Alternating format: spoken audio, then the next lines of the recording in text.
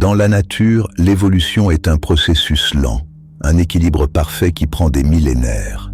Mais l'homme a trouvé un moyen de briser cet équilibre, une accélération brutale et instable. La méga-évolution n'est pas un cadeau, c'est une surcharge énergétique imposée à l'être vivant. Le métabolisme s'emballe, les muscles s'hypertrophient, les veines brûlent. Le corps est poussé au-delà de ses limites biologiques. À ce stade, l'instinct sauvage dévore la raison. Ce n'est plus un partenaire, c'est une arme qui souffre. Bienvenue dans la réalité brutale des monstres de poche. Méga-évolution, le prix du sang. Le spécimen 003 ne se contente pas de grandir. Sa peau se densifie, devenant une armure de kératine et de mousse capable de stopper des obus. Mais observez ses pattes. Elle ne supporte plus seulement un Pokémon. Elle supporte un écosystème entier. Le véritable moteur de cette mutation est ici. Cette fleur tropicale n'est plus une simple parure. Ses racines plongent à travers le derme pour se greffer directement sur le système nerveux central. Elle pompe l'énergie vitale du Pokémon pour la convertir en une puissance brute dévastatrice. Ces lianes ont muté. Ce ne sont plus de simples plantes, mais de véritables extensions musculaires, capables de broyer l'acier comme du verre. Sous la surface, des toxines neuroleptiques circulent en permanence, si concentrées qu'une simple éraflure suffit à paralyser un Dracofeu en quelques secondes. Même les Pokémon les plus robustes évitent désormais de s'en approcher. Malgré la douleur constante de la mutation, Mégaflorizarre reste stoïque, comme s'il refusait de plier. Il est devenu la forteresse inamovible de la nature, un rempart vivant que rien ne semble pouvoir faire reculer. Un titan de chair et de sève, né de la fusion entre la plante et la bête. Mais à quel prix pour l'animal fragile qui se cache encore, quelque part, sous ces fleurs écrasantes? Pour le spécimen 248, l'évolution commence par un séisme organique. Sous la pression, l'armure cède, la chair se déchire pour libérer une fournaise interne. Des lames d'obsidienne percent le derme, tandis que le sang devient magma. Tyrannosif ne grandit pas, il s'ouvre. La pierre est devenue un réacteur vivant. La métamorphose est achevée. L'onde de choc thermique réécrit le climat local en quelques secondes. Chaque grain de sable devient un projectile mortel, accéléré par une pression atmosphérique que seul le spécimen 248 peut générer.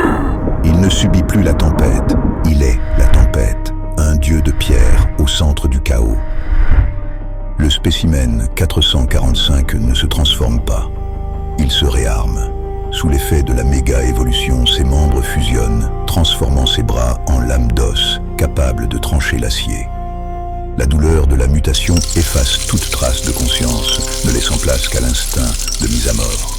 L'anatomie du spécimen 445 est sacrifiée sur l'autel de l'efficacité. Ses mains disparaissent, soudées à ses ailerons par une croissance osseuse fulgurante. Ce n'est plus un être vivant qui respire, c'est une lame qui cherche sa cible. À cette vitesse, le spécimen 445 ne chasse plus. Sa structure aérodynamique lui permet d'atteindre des vitesses supersoniques, transformant chaque mouvement en une onde de choc mortel. Rien ne lui échappe, rien ne lui survit.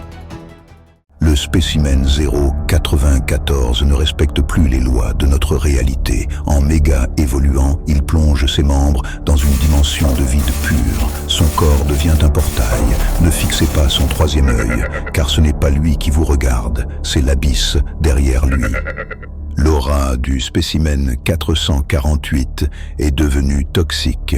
La méga-évolution surcharge ses sens, transformant le noble guerrier en un exécuteur sans pitié. Il ne ressent plus la douleur, seulement le besoin viscéral de briser son adversaire. La justice a laissé place à la rage pure.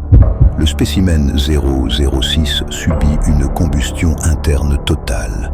Sa température corporelle franchit un seuil critique, carbonisant ses propres écailles jusqu'à les transformer en carbone pur.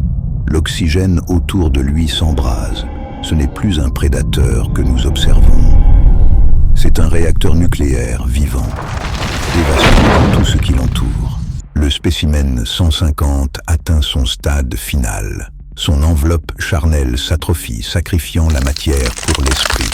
Son cerveau, devenu une antenne dimensionnelle, génère une pression psychique capable d'effacer la structure moléculaire de ses ennemis. Ce n'est plus un Pokémon, c'est une pensée pure, et elle est haineuse. Le spécimen 254 illustre la symbiose dans ce qu'elle a de plus cruel. La méga-évolution force le métabolisme végétal à dévorer l'hôte. Ses kystes dorsaux gorgés de toxines instables transforment son sang en une sève corrosive. Junko ne protège plus la forêt. Il la digère pour alimenter sa propre mutation. Sa queue, devenue une ogive de bois mort, est prête à propager l'infection. Approcher ce spécimen, c'est accepter que vos poumons se remplissent de spores avant même que ces lames ne vous aient atteint. Le spécimen 257 redéfinit la limite entre la vie et la combustion. La méga-évolution transforme son système circulatoire en un circuit de refroidissement défaillant.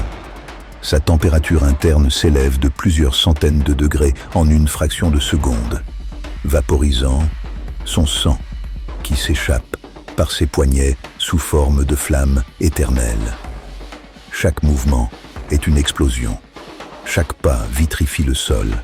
Brazegali ne combat pas son adversaire. Il cherche à libérer une énergie qui menace de le consumer de l'intérieur. À ce stade, sa propre chair n'est plus qu'un combustible, une vitesse qui défie la physique. Nous terminons notre ascension avec le spécimen 384.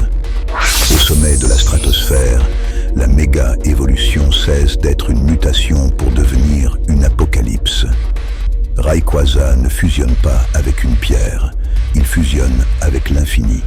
En consommant l'énergie des météores, son organisme a muté pour devenir le seul conducteur capable de canaliser la force delta.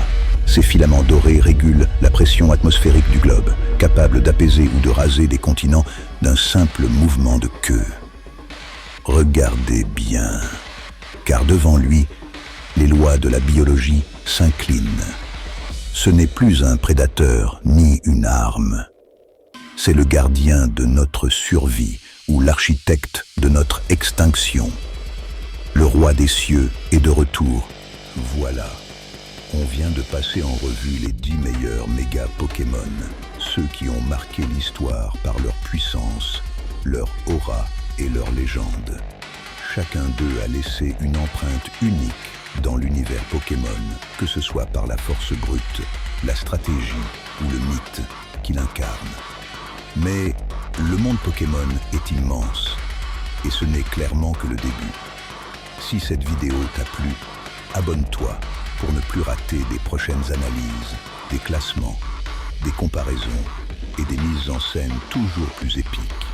Et surtout, dis-moi en commentaire quel Pokémon tu veux absolument voir dans une prochaine vidéo, qu'il soit légendaire, méga évolué ou totalement sous-estimé. Le prochain pourrait bien devenir une légende.